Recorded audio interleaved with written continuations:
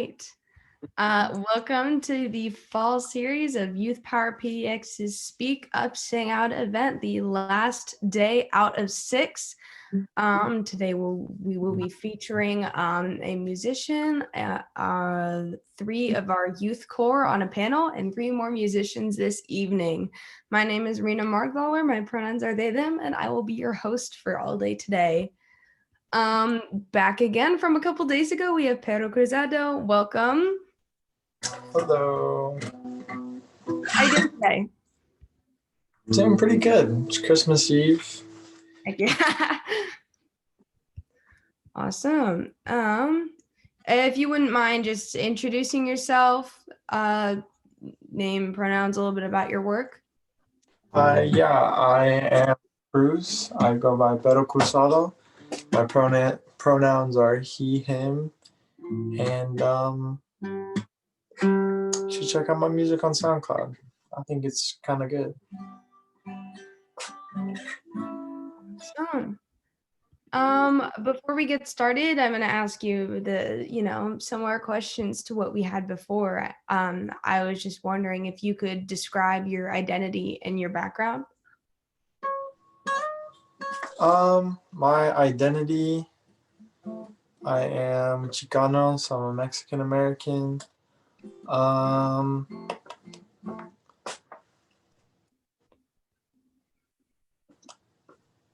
don't know. I grew up poor, in the ghetto, but it was cool. Solid.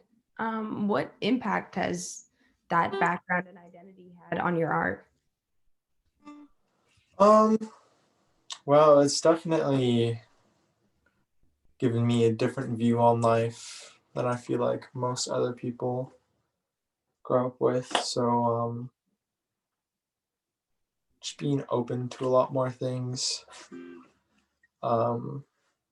handling certain situations differently, and I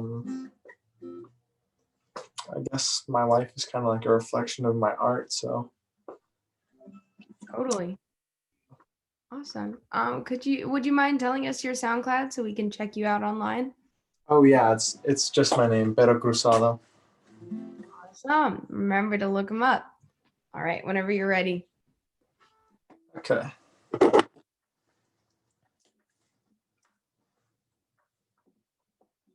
All right, this one's called Shithead.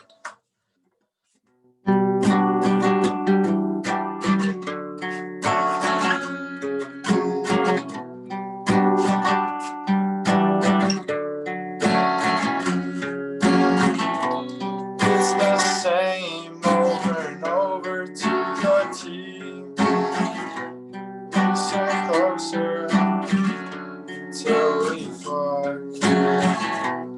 It's not much, but I feel it in my gut.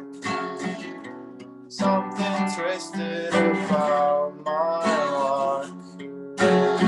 She said she loves me, I can't hear it's from the drugs. She can't feel me, only accept in her guts. I think it's funny when you start to feel alone. You really see for what it is, that pain is home.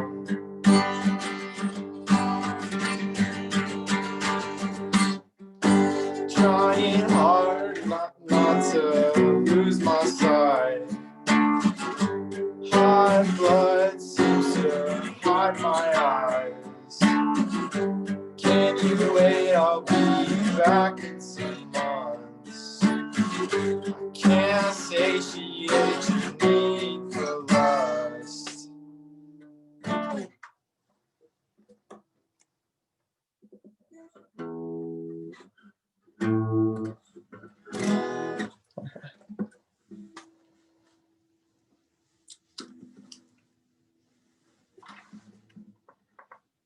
This one is called Death Before Dishonor. I used to think that I wasn't good enough. I walked around with my head down. I met some people who really didn't give a fuck. I think I finally met my crowd.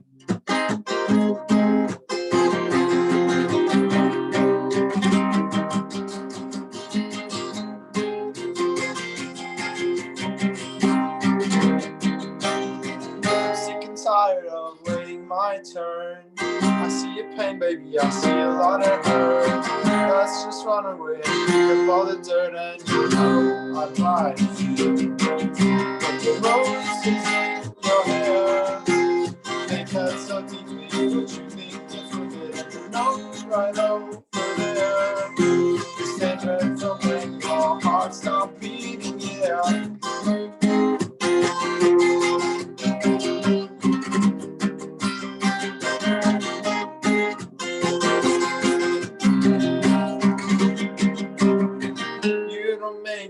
Effort, it's not that hard, let's not think that far ahead.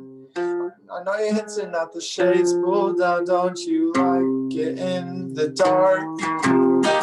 Like a dog fight, you can go for my neck. I have a soft spot until it comes to the end. I wish I didn't have to, but I'm scared, and I wish I held you till the end.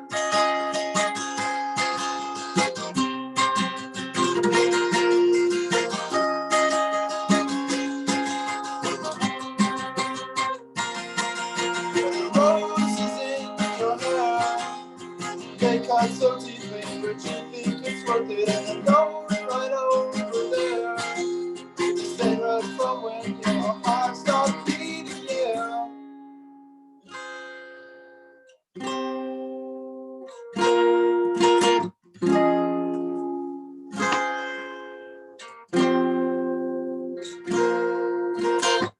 I don't mind dying young, I just wanna die happy.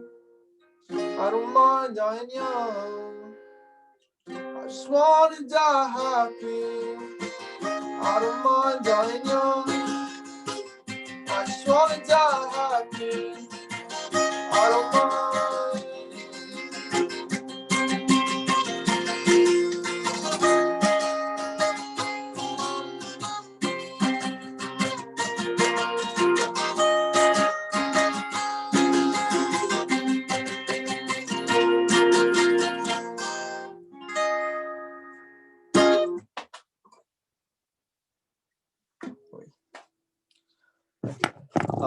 This one is called Grump.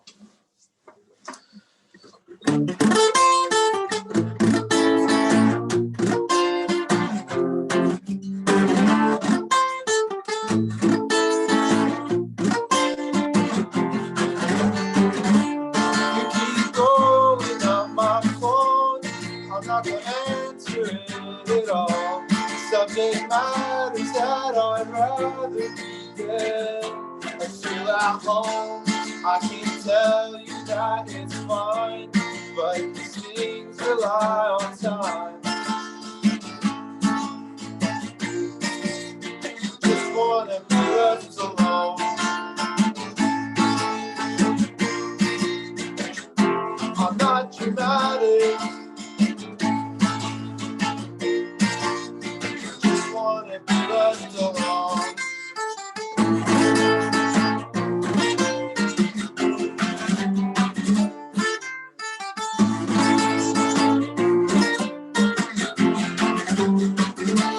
This is you, but I'm still scared. Lose it all, but I don't care.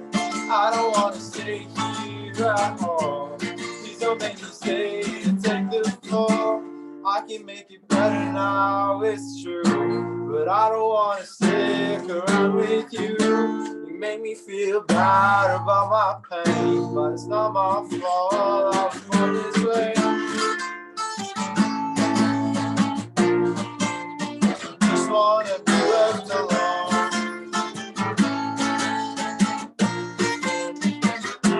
I'm not dramatic, wanna be left alone. I can't breathe, I'm bleeding on concrete. Nightmares, my daydreams. That's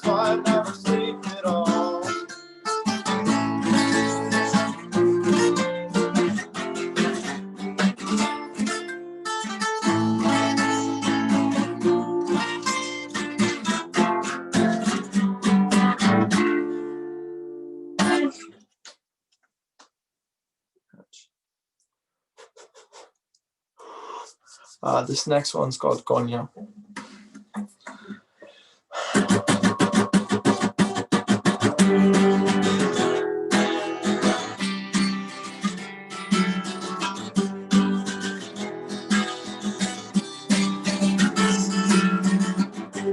If I leave here, would you stay patient and wait, no matter what they say? Promise never ever change, pero si yo me porta bien y si no tú lloras, I'll give you everything you wanted. I'll give you everything I got. I'll give you everything you wanted. I'll give you everything I.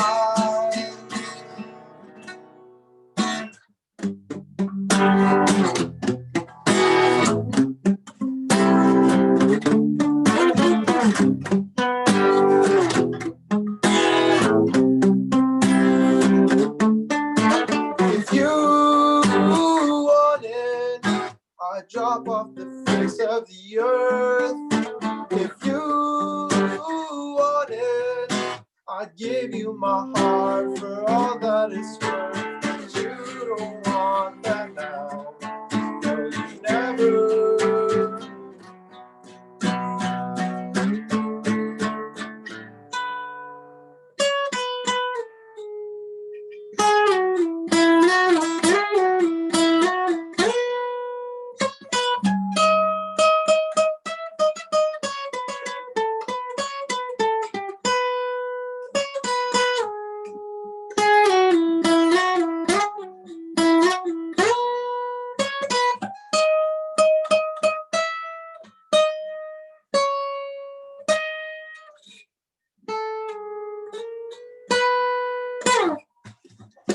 That's it.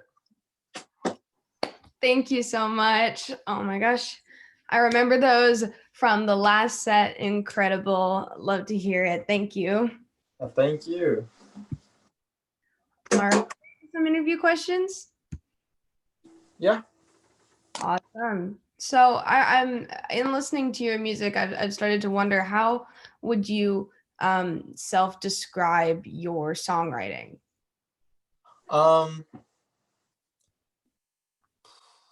I usually just like write like a riff or something, and then like I'll play it and I'll say I'll try and make like up one line that I really like, and I kind of just build off that in a general theme, because I feel like my songs, like none of them are about one thing. It's usually just a bunch of general ideas related to each other. Yeah. And is there like a genre that you conform to or that you describe with? I wish I knew how to describe it. I honestly don't. Are there any like artists that have inspired you? Yeah.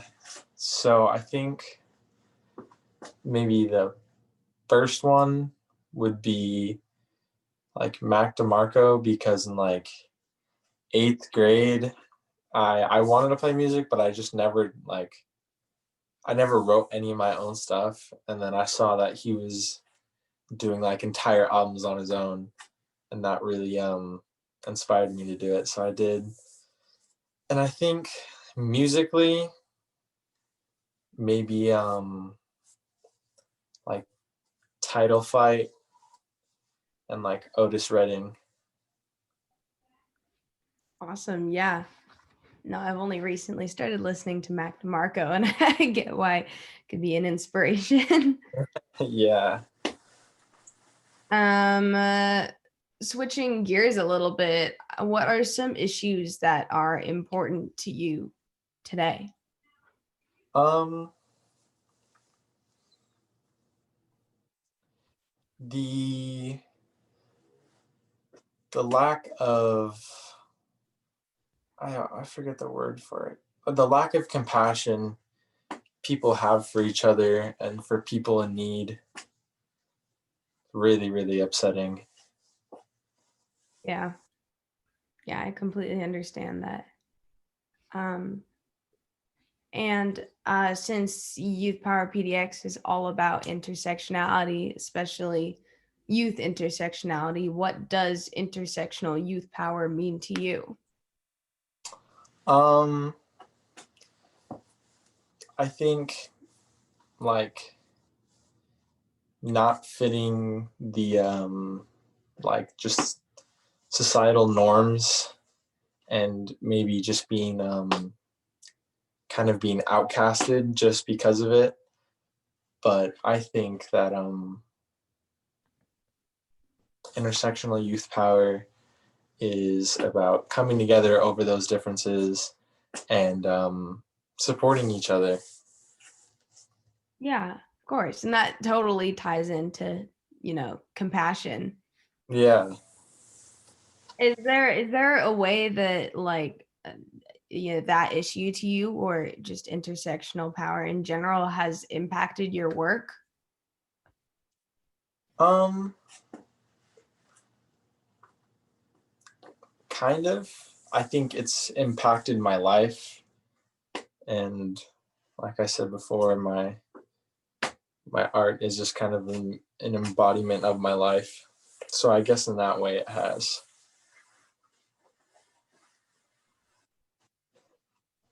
Awesome. Okay. Well, I guess we mentioned before artists that have inspired your work. Are there just people in your life or in general or role models that inspire just the way you live? Yeah, definitely my parents. My parents have had pretty rough life, so just to have people with like just a lot of like experience to kind of give that to me so I can have like a head start. I think a certain point of view on life that not as many people I don't think are lucky enough to maybe experience. Mhm. Yeah. And I guess my final question would be, is there any advice that you have for aspiring musicians? Um, do not stress so hard. Don't stress yourself when you're writing music. I think if you just come up with something you like, um, I think you should definitely be making music for yourself, and you do not let it get to you because it is very brutal if you do. Yeah, of course. All right. Um, is there anything else you'd like to add?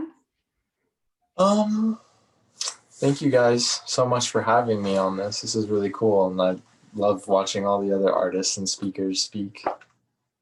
Yeah, it's been amazing, and I'm so happy to have you on here as one of these incredible artists. Can you tell us again where we can find you on like social media and SoundCloud? SoundCloud is Perro Crusado. My Instagram is the same, PERROCRUZADO. Awesome. Well, thank you so much again. It was so wonderful having you, and I hope you have a great holiday. Thank you. You too. Thank you. All right, audience, tune in, stick around. In about 10 minutes, we've got a panel from the Youth Core for Youth Power PDX.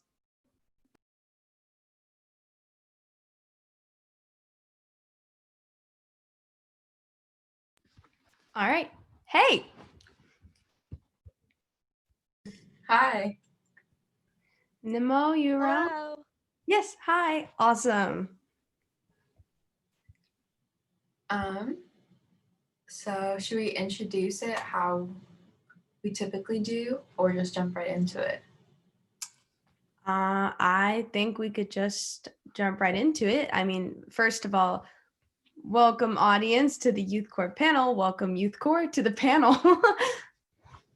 So excited.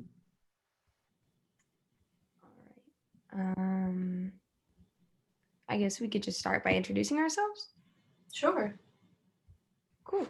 Um, Well, my name is Rena. My pronouns are she or they. I am a queer musician and queer rights advocate in Portland.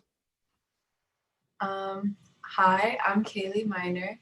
My pronouns are she, her, and I'm a Black activist in the Portland area. Hi, my name is Numa Youssef. I go by she, her.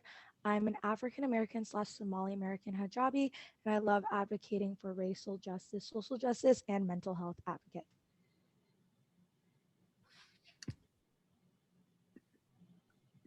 Awesome. Well, we can jump right into our core questions. What inspired each of us to join Youth Power PDX?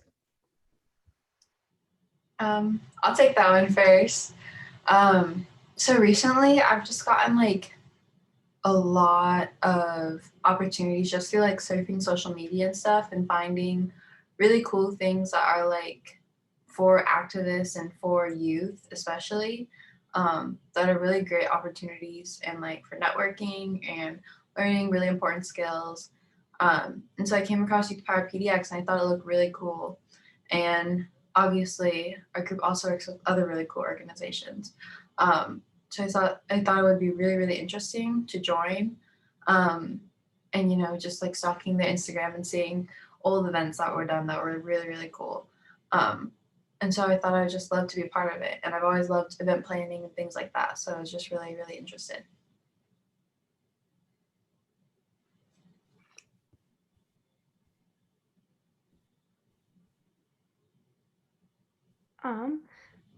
Well, I can go next. I guess I had always really enjoyed being a part of organizational groups, especially when it came to social justice and youth. Friends of Noise, Andre directed me to the Summer Speak Up Sing Out event where I got to meet such incredible youth on the radio show. So when this opportunity came up, I saw another chance to work with incredible youth and recruit incredible musicians of today. I basically found about this organization because I worked with this like former organization called Your Street, Your Voice that like centers social justice and architecture for BIPOC and minorities and etc. And I checked out their Instagram one day and then I like found this opportunity and I knew that I had a lot of leadership and activism and advertising experience. And I just like looked through the Instagram and I just like loved it. And yeah, that's basically why I joined. Awesome. Well, it looks like the next question is how would you individually define youth intersectionality?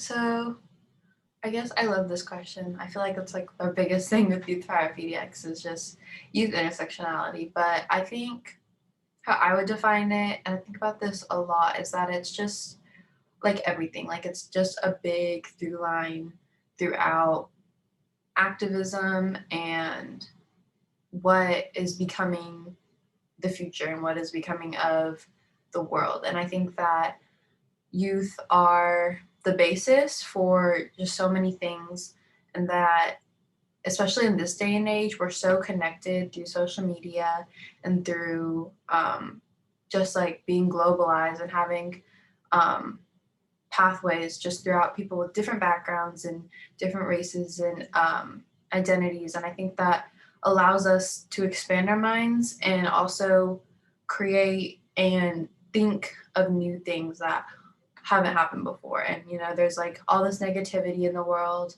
and a lot of times things can feel hopeless. But I feel like with youth intersectionality, it really allows for positivity and innovation. Yeah.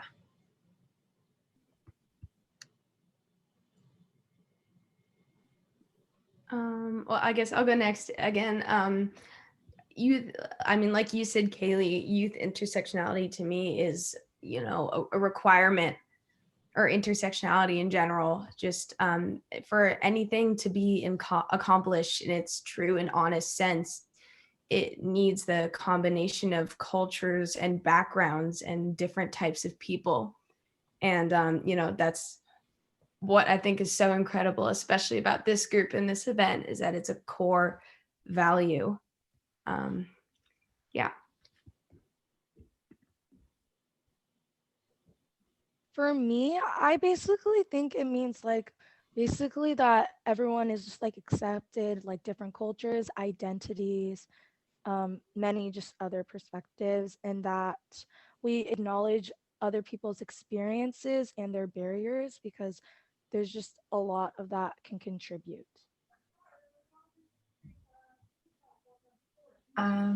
So our next question is, how has your identity impacted our work with Youth Power PDX? All right. I can take that one. Well, I identify as a queer person and therefore a queer rights advocate. And that's what I have been able to bring to the table in this group, is just the compassion that comes with working with a community that has been hurt. And I have gotten the chance within this group to, as a white person, additionally step back and, leave a pathway and support for BIPOC youth to, speak and have a platform, rather than yet again another white person having that platform. So I guess I am just able to bring my experience in some areas of identity as a queer person, and I've also been able to see other people's experiences.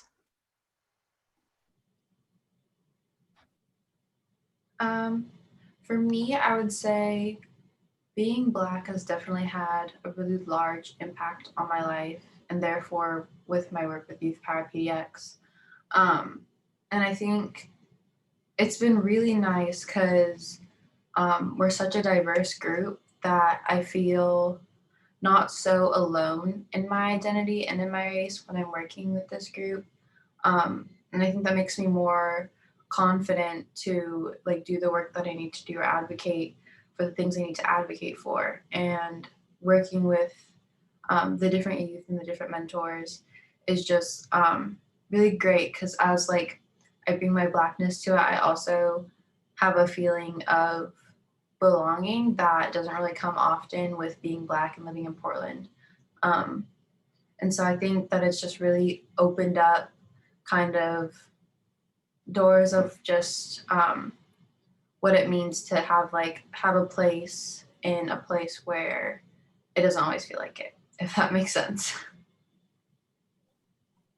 For me, I like that this organization like centers BIPOC and like etc. And for me as a person of color, many people and me has been like affected on like racial misconceptions.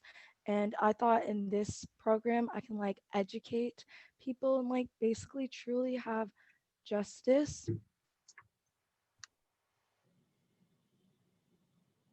Awesome. Our next question was, what has been the most demanding aspect of working for Speak Up, Sing Out? For me, it's definitely been grant writing and getting those in. I know Andre wants to yell at me because I haven't finished one for communicators yet, but that also has its upsides because it's really interesting to learn about the ins and outs of grant writing and how much you need to know about an event to do such. But I definitely think that's been one of the most demanding parts of it.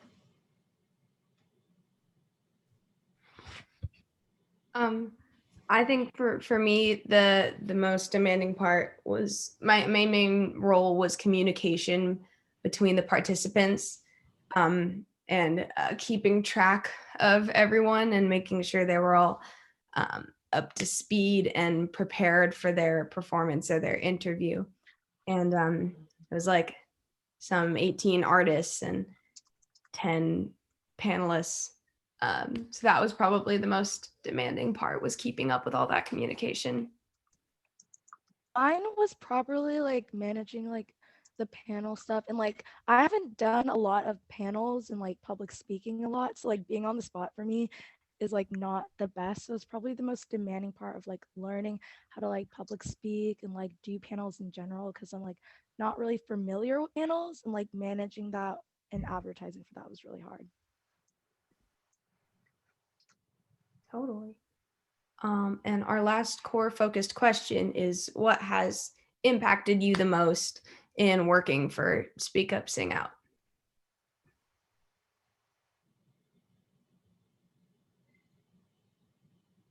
I can take this. I think what's impacted me the most just has been when I go on to host a segment. I feel like I'm just blown away every time by the people who join and who share their talents. And I think it's really cool because a lot of the times, and especially as of late, everything is so monotonous, and you're seeing the same people, and you have the same routine. So it feels like having that diversity and seeing all of these different people from different backgrounds with different skills and talents has just been really incredible. And it allows me just to see how diverse it is, especially in Portland and among youth. And also getting to talk to some really cool people, which has been really an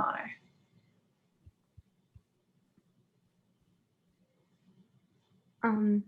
Yeah, for me, it was pretty much the same thing as just like the people that I got to connect and communicate with. The youth core panel, just seeing how, again, youth intersectionality all came together to create this event. And it was really incredible to see how everyone had priorities that they wanted to, focus on, and how those priorities could be sorted out. Like, we want to focus BIPOC youth. We want to make our event accessible. There were just, not a lot that was forgotten within the group. And then definitely the people that we brought on to the event, hosting a panel, was just so impactful. Especially yesterday, I hosted a climate justice panel, and to talk to those women was so cool. For me, I learned in this experience a lot of like organizing and advertising for like an event, because I've done that before, but I feel like I learned more, and I've definitely learned more about youth intersectionality more on, and more about activism, and like doing an event and listening, because I did that identity panel, just listening to all those inspiring people was really beneficial and good for the experience. Awesome. Well, moving on to our questions asked by individuals. Kaylee, did you want to start with one of yours? Sure. So I like this one. If you could go back and take back 2020, starting on January 1st, and no major events would have occurred, would you, and why?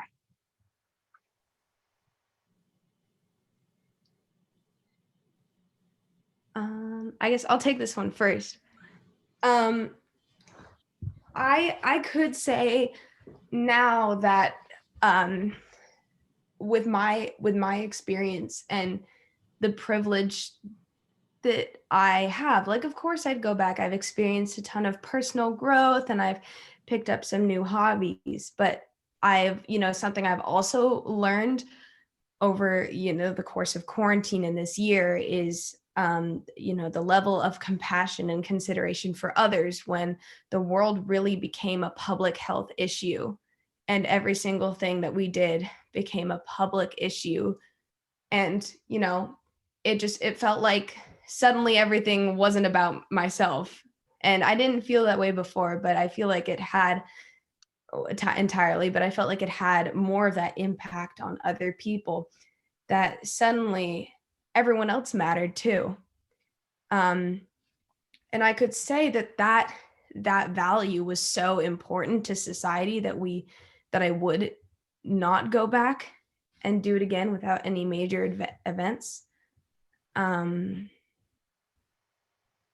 But I with that value of considering other people, if I had the power to go back and take away the hurt and the pain that people have been through, I would have to do it.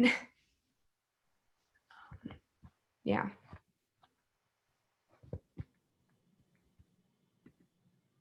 I mean, I agree. I feel like in the long run, it's kind of the only option just because so many people have died and so many people have lost their livelihoods.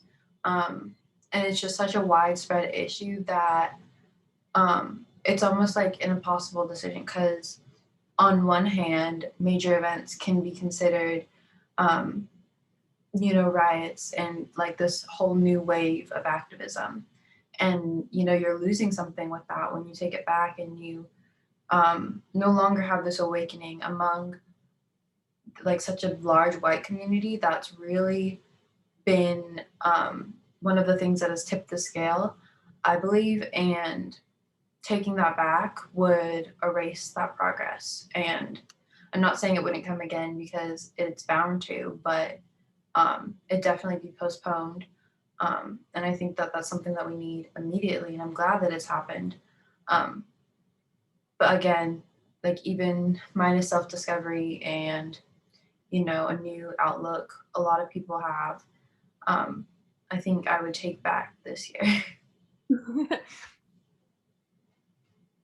For me, well, I totally agree that many people hurt and died because of this pandemic and many other stuff. I really think we could have took back about how we like settled and done things so like things couldn't happen.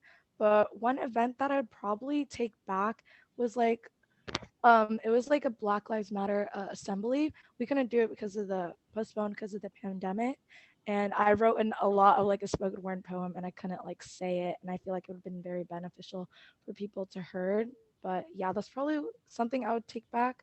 But I probably wouldn't take back like the opportunities I've gotten and learning a lot of things about what I'm passionate about and my personal growth. But the other stuff I definitely would take back. And I think we should all take in consideration of like what we have done wrong.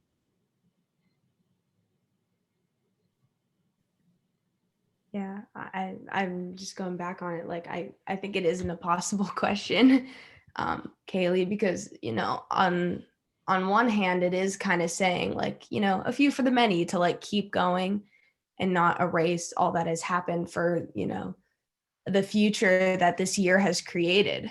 But it's really hard to feel like you'd be sacrificing those few. When I say few, you know what I mean? Yeah. It's quite a lot. And it's like really sad, but definitely because, progress really never comes without a price. And I think this year has been a really heavy price. And, that's kind of what it asks is like, all right, like, was it too much? And that's kind of always what I think I'll be thinking about. And I think has just been a question for many revolutionaries is that like what was the price of like getting to where you were, and I think Yeah, I really think that's something we should acknowledge. But again, like it's necessary and change is always necessary, and that's just the order of the world. So yeah.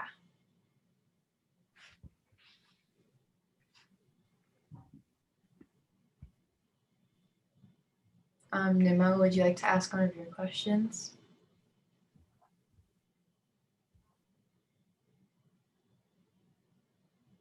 Yeah. What platform / organization / people inspired you to do activism?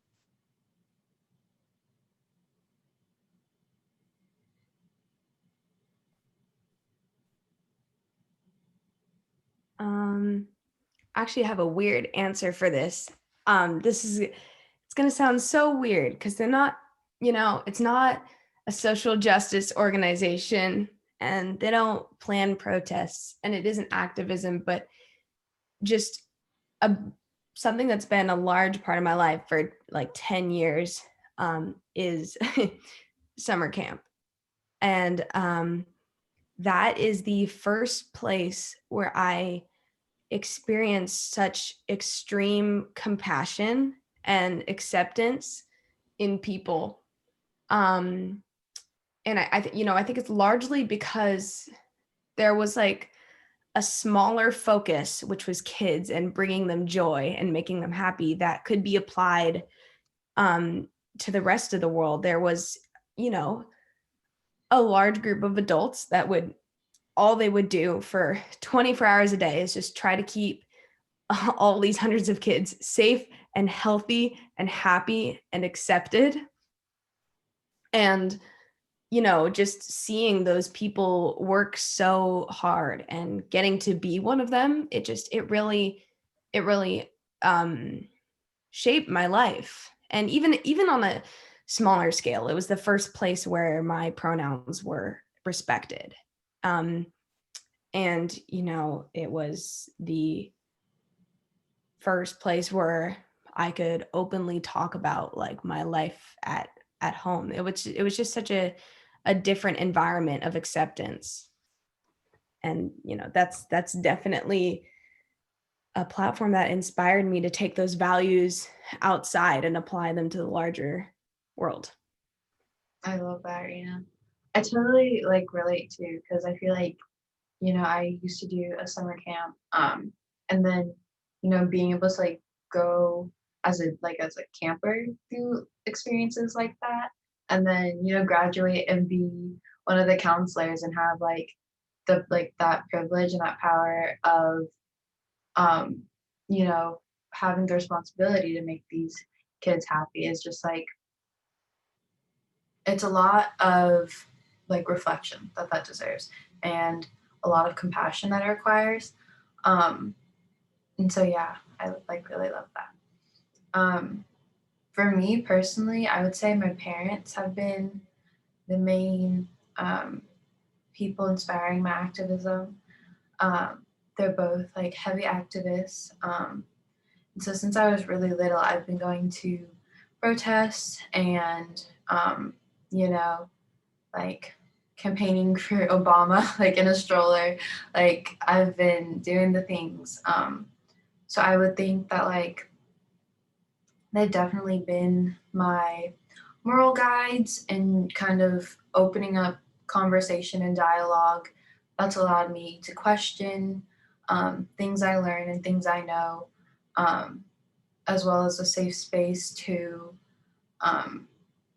learn like the things that they don't teach you in schools, like the things that, we often try to hide in our history. And I think that's been really helpful. And I'm so appreciative of them for that. For me, it was like a lot of people's spoken word poems. I would always think about them and like why they did it. And probably a lot of like personal experience for me, because of like the things that happened wrong, I would just always question it. And that's probably made me why I'm activism, doing advocating for stuff that I'm passionate today.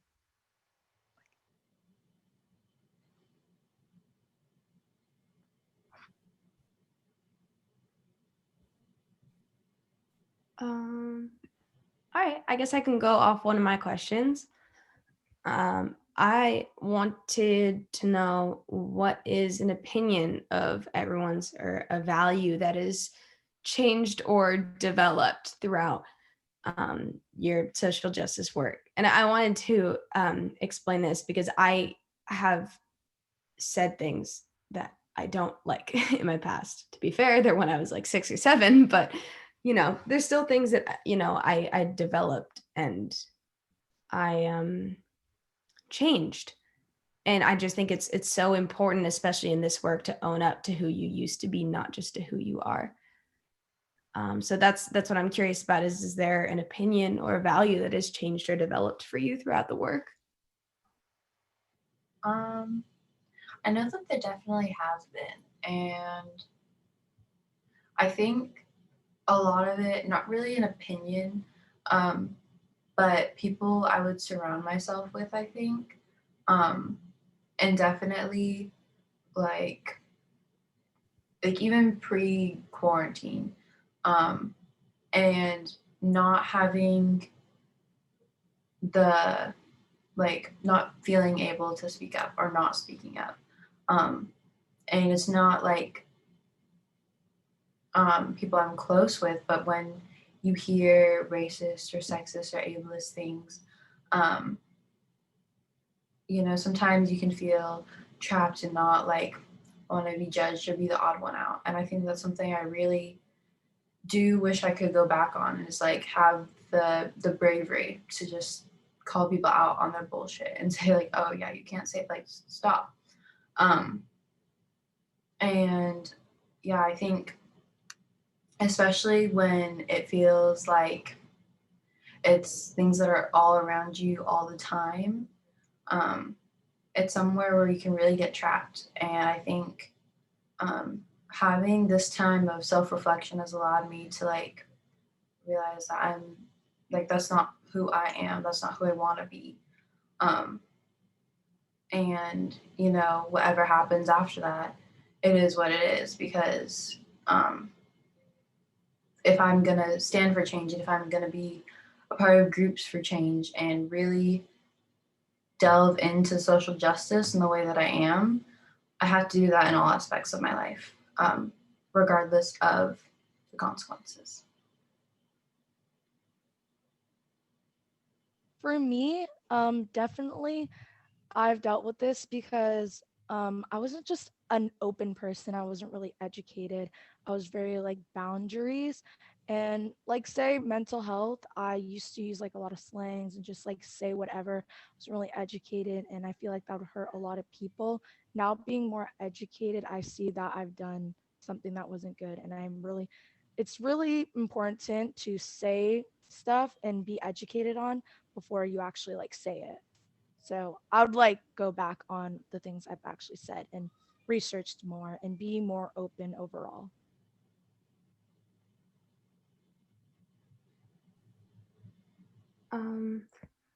Yeah, for me, I've just developed more of a balance in my level of compassion. I know I used to be this kind of person who was a little bit mean as a defense thing, or and even when I was leaving that, I would unintentionally say something really rude, and instead of being oh my gosh, I'm so sorry, I didn't mean to say that, I understand why that's hurtful, I'd be yeah, I totally meant it, because I was defensive. And that was something that I regretted so much, and I still do, that I went the completely opposite way, and I started just being way too much and giving way too much of myself away. And I kind of learned recently that I can't put everyone's lives before my own and pretend that it's love. Um, and that's what I've learned now, is that compassion and social justice is listening, and it's advocating. It's bringing a voice to others, and it's using your own voice to empower. Definitely. And I really love that question too, because I feel like it's really easy to get caught up in being angry at people, especially when you're working for social justice, and some of these issues that we're fighting against are so widespread. It feels like everyone's against you. Um, and so I think that a lot of the times that anger kind of closes us down to change, and closes us down to the possibility of forgiveness. And because we what a movement needs is as many people as we can get on our side, and working towards change, whether that's going to a march at your local school, or talking with your grandparents at dinner. It's the little things that really matter. And I feel if you are someone who has had a past where you're not proud of the things that you've done and your old views, that if you stay too trapped in that, and you're too scared to admit your faults, then you're never going to get anywhere. So it's really great to be able to look back and reflect and change.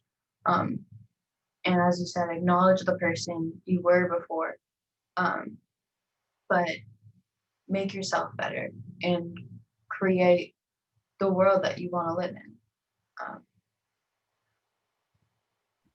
I think that's so important, especially like in advocacy, for yourself and for others, because you have to have a past life that you're not proud of, and the people that, and the actions that social justice is fighting against, have people that are doing things that maybe we don't agree with, and we're not here to murder everybody that we don't agree with. We want to develop and change their opinions. So it just feels so good to reflect on the fact that I changed myself, or you changed yourself, or Nemo changed himself, because that means that anyone can do it. For sure. Another one of my questions is, what do you think about Gen Z's online obsession with activism?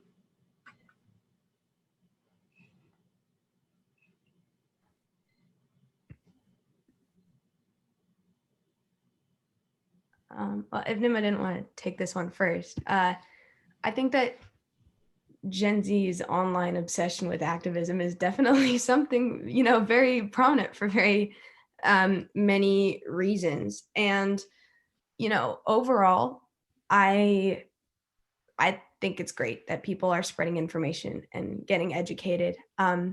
And there's an issue of misinformation and there's an issue of performative activism, but it's just so long as the majority of people who are reposting articles and signing petitions and just overall trying to educate themselves and then spread the word of what they just learned, that's progress.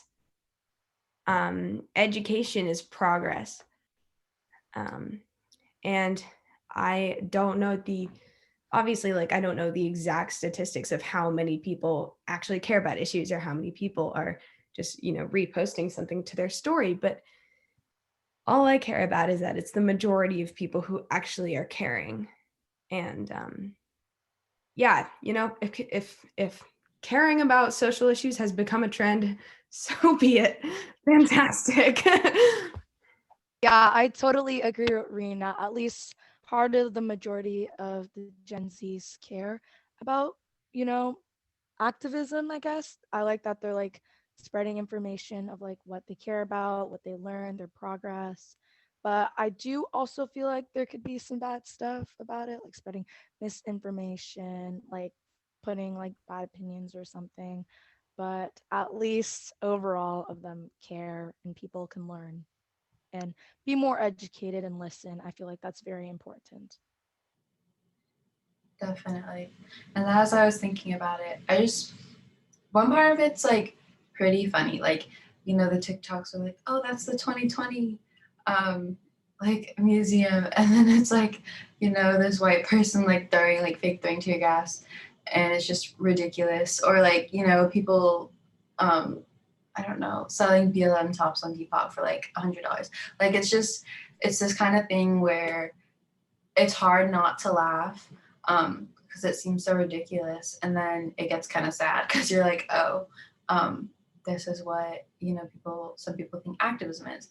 But definitely, as you said, it's just having people care so much, and even if that manifests itself in odd ways, I think is really great, especially among this younger generation, because we're the ones that are going to be growing up next, and we're going to be the ones owning companies and in government. And I think having yourself and your childhood, or your teen years at least, rooted in a social justice movement will really changes your outlook on life, and really changes how you approach situations and how you look at the world. And I think I'm grateful for it, even if it is a little funny at times. Yeah, I wanted to add, I know that AOC is like a large political leader and role model for a lot of Gen Z. I think she's great. But something funny she did recently that you reminded me of is she made this like merchandise with a lot of like, you know, like leftist statements, and she was selling a shirt that said "Eat the Rich," but it was like $60, and I just thought it was so ironic. I know it's just lots of contradictions everywhere, Yeah. but you know, it's better. It's better than the other options. So Nima, did you want to do another question?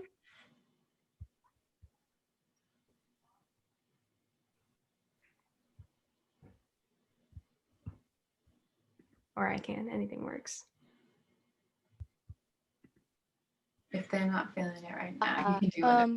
What is something you got involved in that has relation to racial, social justice, and mental health, etc.? Besides this.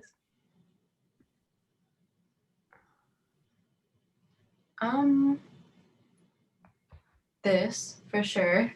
That's probably the biggest one at the moment. I recently worked, like Nimola said, I think we were in the same cohort with Camp Elsa, and I did their Your Street, Your Voice cohort, which was really cool.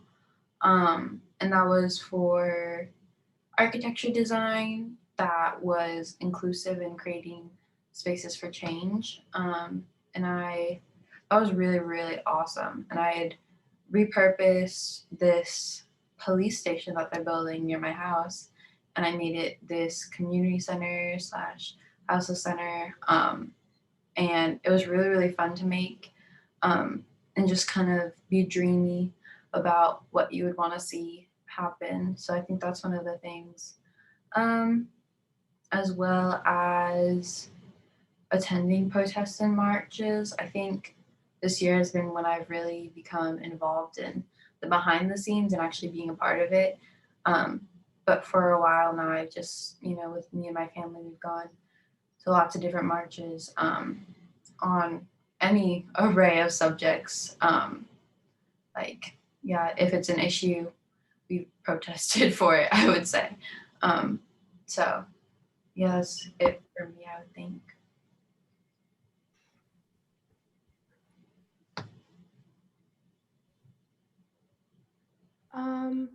For me, I have the same experience as Kaylee's, where I feel like this year and a little bit of last year is where I've like started to actually get involved in the behind the scenes of things. Yesterday at the climate justice panel, I was talking about something I was really proud of over the summer. I worked with PPS staff members and teachers and students in creating an Indigenous and frontline community-focused climate justice curriculum, a course to be taught in all PPS schools that would take it.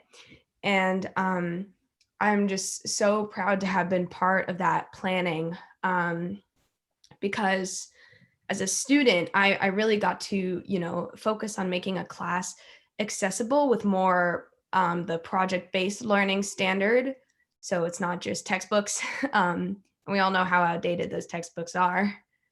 And we also got to, work on actually centering the voices of climate justice advocates that are frontline communities and not just white saviors, because that's something that I remember a lot from the only climate change education was some Peace Corps folks going and pretending like they're the first people to think of it. And I guess something else that I've been involved with, there's another member of the youth corps, Sadie McCrae. She and I every Saturday host a support group for queer youth, where we basically can, talk about issues that we have with our family, with our friends, with just I stubbed my toe in the kitchen this morning. It's just an open space for everyone to have an identity and connect with youth. And that's something that I've been doing for a while. For this year in particular, I'm gonna talk about like the more behind the scenes thing that I've done, not like generic ones to not make it boring. I did the place program, which is just like architecture centering like social justice for BIPOC and minorities, etc. The same as like Your Street, Your Voice, but like designing more of like a thing for youth. And I did that. And then I'm on here. And then I did a mental health podcast. Well, I'm doing it right now. We're like eventing and organizing it right now. And basically, we just talk about mental health, have like speakers and different episodes about different things about mental health for the youth. And yeah, I'm really excited for that because I want to be more educated on mental health, and it's something I'm really passionate about.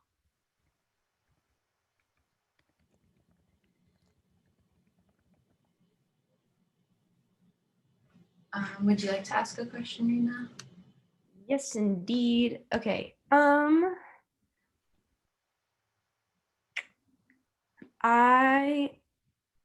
gonna go with a very light question. I wanted to know from everyone what's something like simple, little, could be, I don't know. It could be a huge event in your life, or it could be a 5-minute event or a thing. Just something, anything that has brought you joy recently.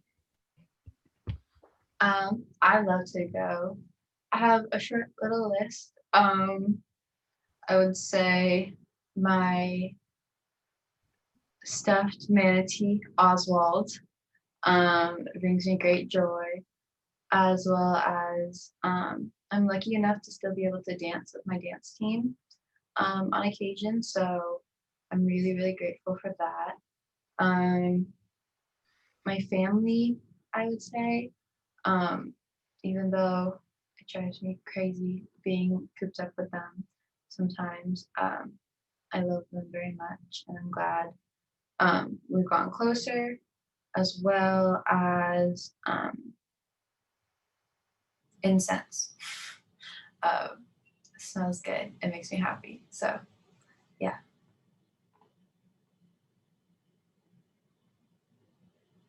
Something that's made me happy was probably connecting more with my family, even though we were super close. Like more now, they're not really us going out because like quarantine and stuff.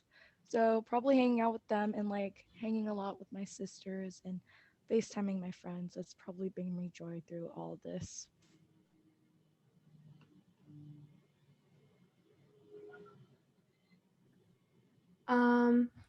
I guess for me, one very specific thing that made me happy recently was that I made a really gorgeous cappuccino the other day. I work at a Starbucks, so it was relevant, I swear. But that basically made my day. And I celebrate Christmas, so I really, really love gift giving. It's my love language, and I have all the ability to. So that's been making me really happy recently. Same. I'm so excited. Wrapping gifts and things today. I'll go with another light one just because that was fun and everything's been so serious. So, okay, you kind of stole my happy one. So let me just think of one real quick. What has been your favorite moment working with the Cor?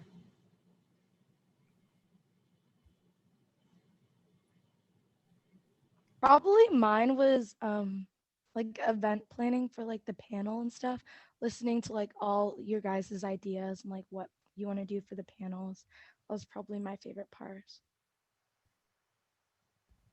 Wait, also the identity panel, like that's probably one of my favorite because I'm really passionate about it. So hearing those inspiring words, hearing other people's perspectives was really fun.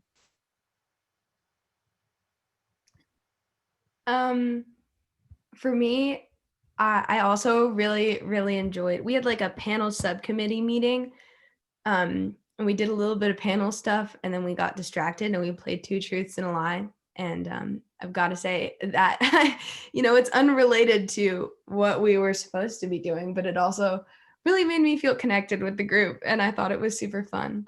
And then I also have to shout out for the 9th time again the climate justice panel I had yesterday. It was so cool. I was trying not to like over all the people there. For me, I would say, yeah, 2 days ago, I hosted for Kindle Poetry, and she read her first poem, and it was just beautiful. And I almost cried, but I was like, I have to keep it together because I was asking her questions afterwards, and that was just amazing.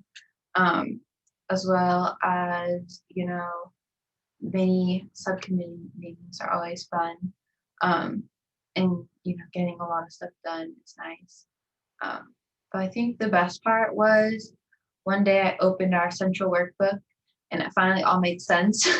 And I've been like so confused by all the tabs and everything. And I was like, I get it now. And I think that was OMG, that was me like this whole week. amazing. Yeah. To me too. I had that moment.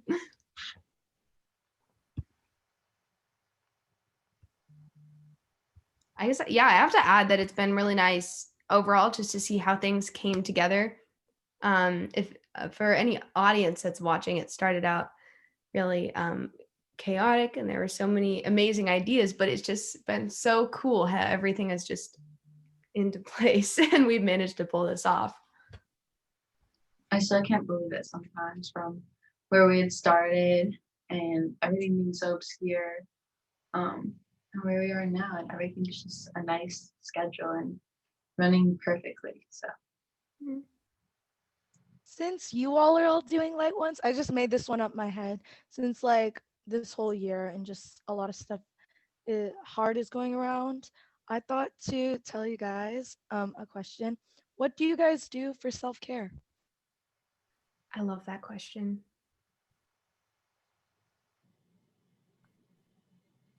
I'll take it because I never really pick.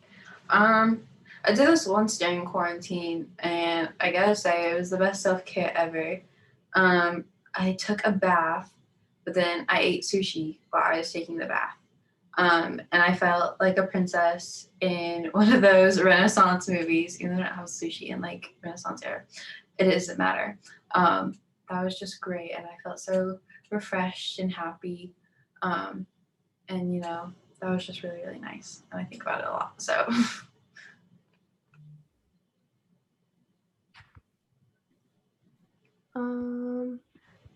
I've always done this like a lot, but at the beginning of quarantine, it kept me alive. Let me tell you, I really like going on extreme walks, just around the neighborhood. I'll go like 10 miles and just walk. And I haven't been able to do it a lot recently because more people have been out and about. So I'm like, and it's been busy. But I guess like the most recent time I went, well, not the most recent time, one of the most recent times I went, a special place was again with Sadie McRae. We walked all the way to, what's that mansion in Portland? It's like a museum now. I'm going to go crazy. It's just a really big house on the top of a hill in a really weird place in Portland. And we walked all the way there. And when we got to the top, the state was on fire. And we had no idea it was the day of the forest fires. But the rest of it was really lovely. Oh, Pittock Mansion. That's what it is. Thank you, Riddy. Yeah, walked there. So besides the forest or the 3 states being on fire, it was really nice. orange sky, just beautiful. Gorgeous here. It smells like a campfire. For me, probably like going on walks with my sisters or like playing basketball at the night with like our little basketball court. I don't know. That's always fun to do at the night with my like brothers, and journaling and being by myself because I have so many siblings. I kind of need that time to be by myself, and like watching a really good feel good movie or show. That's like the best because I already know I'll be happy. So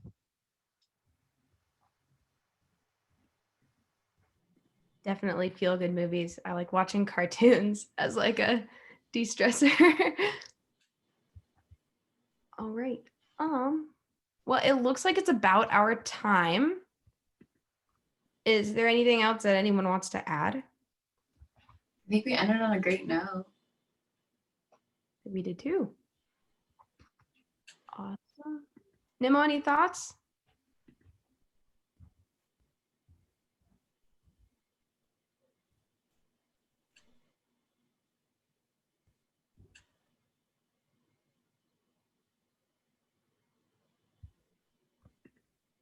Okay. No worries. Oh